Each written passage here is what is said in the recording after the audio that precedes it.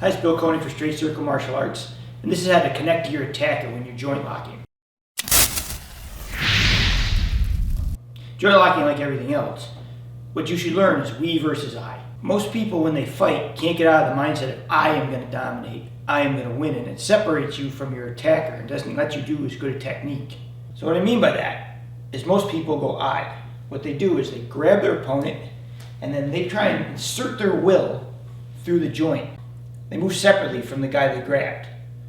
If you'll notice when I go I am moving, he's not moving until the point of where I make him scream. What I want is we. What I mean by that is when I move, we move. This is a little harder because most people, what they do is they just grab the joint and they crank on it. What you have to learn to do is connect to them by giving them a little tension through their body so that we are now connected. I'm going to do this not as a joint lock, but if you watch, right? We move, we move. See how we move together. If I move and I move, he's not coming with me. So you have to add tension into him and then we move together. Pretty much everything you do should be right there. There's the connection point, and we move together. If I was throwing him and I go like this, we are not moving. If you watch, I want we. He's going to mirror me. His body's going to mold to mine. Now, again, I understand that when they're fighting and swinging, no one ever does this. Sometimes you have to whack them and set them up or off balance them to where they're in a position where you can do we. It's not as easy as just walking up to someone like this and they just move with you like a rag doll. But just for the point of teaching you the principle, we're doing this a little easier. So when we connect, see how we move together as a unit. And then what happens is I take over at some point and I take over the movement. Well, joint locking is the same thing. If I just go like this, it hurts. But watch his body.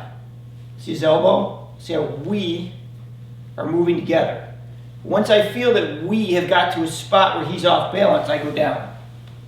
We together. See, as a unit, we're moving back and forth.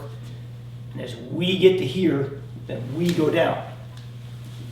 It's a subtle difference, but it's the difference between injury and control. You can hurt somebody by just going I. If you just want to slam through them, sometimes you'll get that if you're bigger and stronger, and that's fine. And you will get an injury at that point. But what we allows you to do is not just work on one point.